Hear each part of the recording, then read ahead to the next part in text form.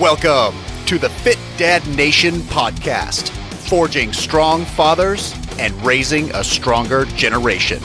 It's time to get up or shut up with your host, Steve Roy.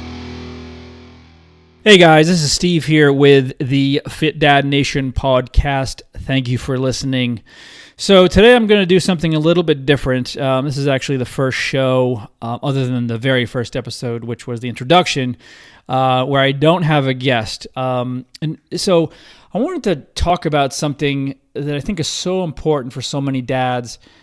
And it just kind of came to my mind. I was just on a call. I was being interviewed by somebody, and he asked me about my story, and I started sharing it, and he was kind of blown away by the power behind it. And so I wanted to share that with you all today. So, before I even jump into that real quick, we have a pretty amazing tribe of dads on Facebook. So if you head over to Facebook and you go to the Fit Dad Base Camp, it's our private group. You have to apply to get in, ask you a couple questions, and I'm really looking for dads that are serious about making some changes. You can follow any page online for free. There's really no accountability at all. This is a free group as well, but you are going to have to answer a couple of questions. I want to know why you want to be part of the group and what you're going to do differently when you join. So it's just short of 600 guys, and it's just a great group of men. So head over to Facebook, Fit Dad Base Camp. So I want to talk about two things today, and I want to share my personal story of how I ended up where I ended up. So today I run the Fit Dad Nation. It's a community of over 25,000 dads. We've got members all over the place, all kinds of social media outlets, and I run a number of different groups. And we've got just a really engaged community. And I've been doing this for 4 years now, full time. I left a career in finance. And so what I want to talk about today is the catalyst that got me to where I am today. So I was married for 8.5 years. It was a pretty rough marriage from the start. So we had a lot of struggles, a lot of big struggles, a lot of things we just didn't see eye to eye on. And neither one of us were happy. We had 2 little girls, just kind of grinding out my life. Day after day, it just became a grind. So after 8.5 years of struggles, therapy, counseling, workshops, a year of me sleeping on the couch and thinking I was going to have a heart attack from stress, we decided that I would move out, and that would be the end of it. There were no tears. It was just more of almost like a business arrangement that had just ended. So that was it. But that started a period in my life where things got really dark for me. Once I got into my apartment, I realized, holy shit, I can't see my kids every day. I had always been a very active dad, always with the girls, and now I could only see them on the weekends. And, within a few weeks of this and coming home to an empty apartment, and I had very little furniture and slept on an air mattress, I started to get really sad, and I started to medicate myself with food, specifically McDonald's. I would go to McDonald's every night, get a number one meal, Big Mac with large fries, chocolate shake, apple pie. I would sit in the parking lot and suck it all down in 5 minutes, kind of just gorge myself. And I repeated this day after day. And I would also be drinking 2+ Red Bulls a day, a number of sodas, Snickers bars, Pop-Tarts, anything I get my hands on. And as you can imagine, my body started to change. I started getting soft and squishy and flabby. My clothes weren't fitting. My energy went down the toilet. It felt like shit all the time. But I still came home and I repeated it. I would watch sad movies. I would make myself put myself into situations where it was making things worse for me. And so I would cry myself to sleep a lot of times and just missing the girls, and I just wasn't happy with, much. And The change came for me one day when an old colleague, a friend of mine, called me up and we decided that we would meet up for a drink. So we met up and she sat down and looked at me and said, "Steve, you are a sorry sack of shit. Like literally, I do not even want to be here with you because you're so negative and everything about you. I just want to be anywhere else. Like you're just bringing me down." And so, I didn't really know that. So when you're deep in the shit and you're down on yourself and things aren't going well, a lot of times you just can't see that. I mean, I knew the things I was doing to myself, but I didn't really know how bad I was. But she told me very upfront, no holds barred, pull no punches, you're a sad sack of shit. And it didn't bother me. I didn't get upset about it. And I said, okay. And then she told me a story of a good friend of hers who was my age, who had 2 daughters about the same ages as mine. He had gone through 2 divorces and had finally found the love of his life. So he was living a great life. He was happy again. And he was diagnosed with cancer. And within a handful of months, he was dead. And,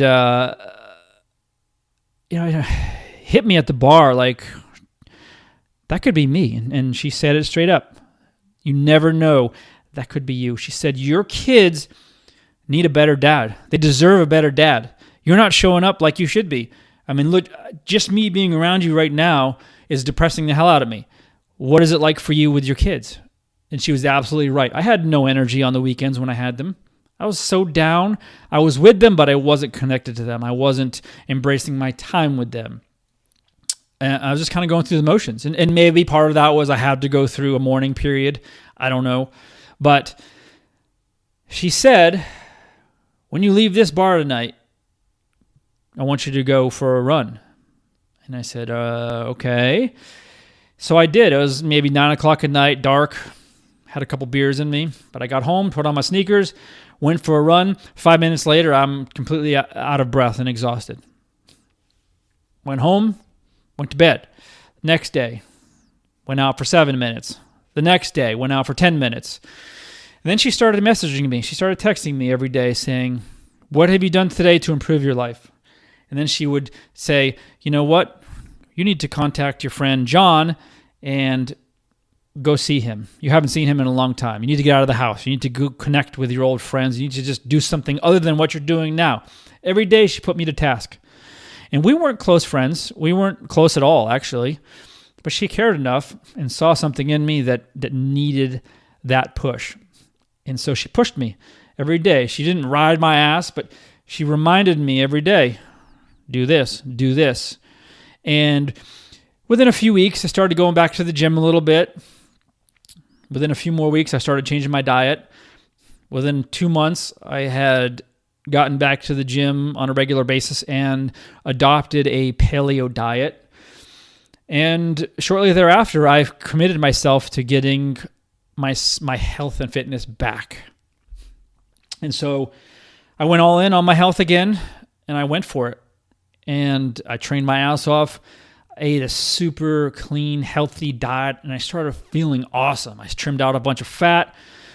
I felt great. My energy was off the charts. Once I kicked all the sugar, all the Red Bulls, all the caffeine, all the processed foods and junk foods, and focused on, lean meats and fruits and vegetables, it was crazy the amount of energy that I had. And so about 6 months later, we agreed to meet up again at that same bar. And we sat down together and she said, holy shit, dude, you are not even the same person. You're not even the same guy. Like you look a lot better, yes, but everything about you is different. Your whole energy, like you're smiling, you're happy, like you're confident, you're holding your head up. Like you're a changed man. Like she couldn't believe it. And, I guess I didn't see it, but to hear that from her, I was like, wow, I have been doing a lot of work on myself. And so, it was such an amazing thing, a transformation for me. And the catalyst for it all, and this is why I'm sharing this today, is Everything I teach in my programs, in my groups, in my coaching is based on creating new habits and accountability, which are the two things that she provided and that I've seen work time and time again now that I've been doing this for quite a while, over 4 years now. I've seen it work in so many situations, and it's so powerful. So if you're starting out, if you're struggling, if you're not in a place that you want to be, right, I would say the first thing to do is find somebody or a tribe to hold you accountable. So we can't do this shit on our own, right? We have all the willpower for about a day, right?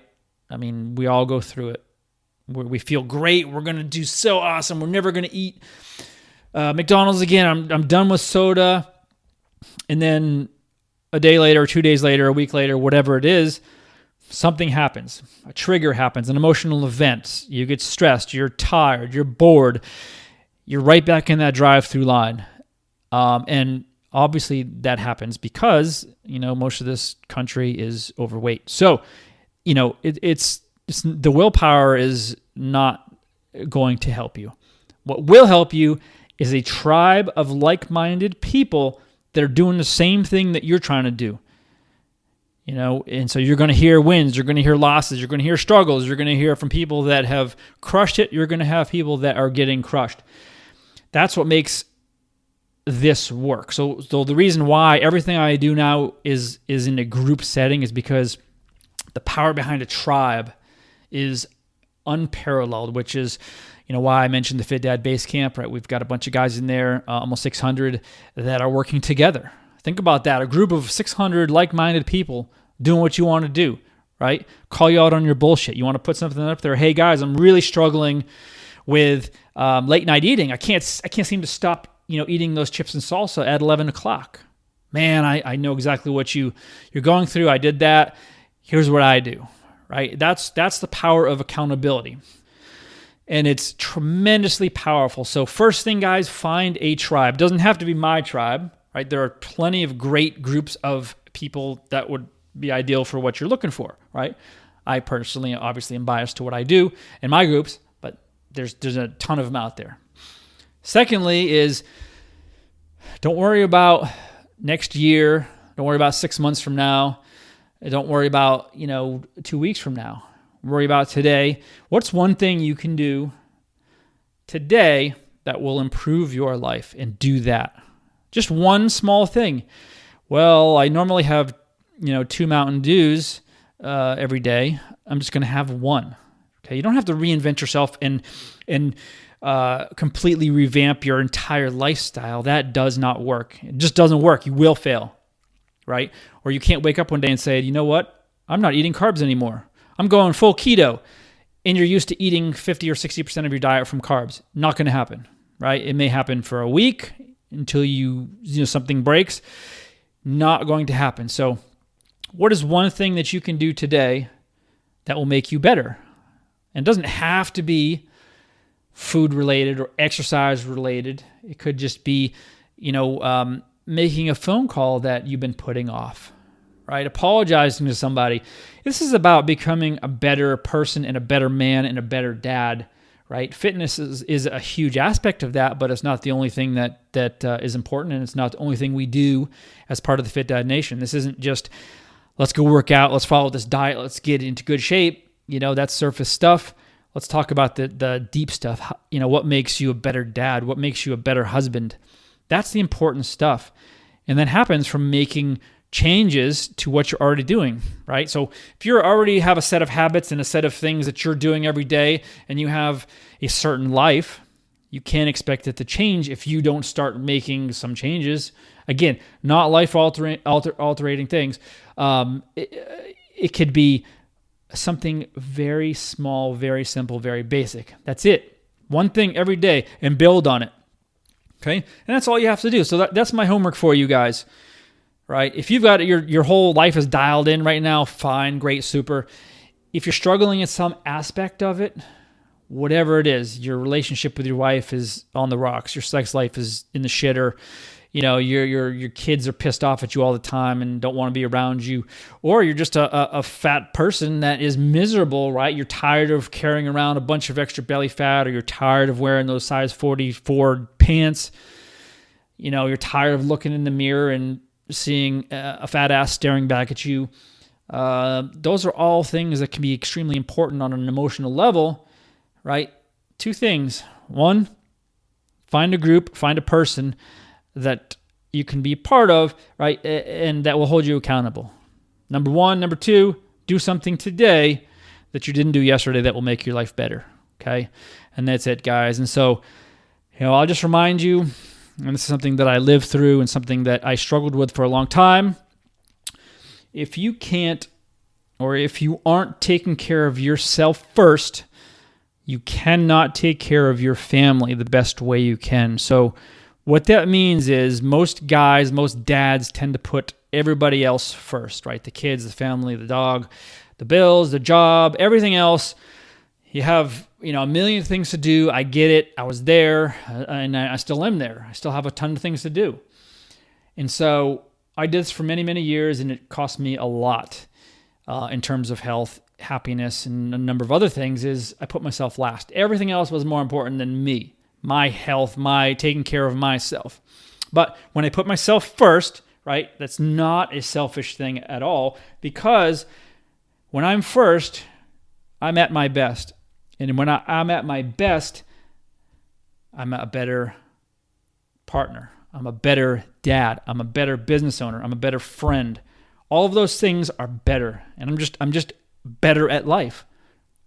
Okay? I lived through both sides of this, and believe me, this is true. Please don't think this is a selfish thing. Don't try to be a martyr. Don't try to suffer for the sake of suffering. Take care of yourself first. You're number 1. Okay? And I promise the rest of your life will improve. Thanks for listening.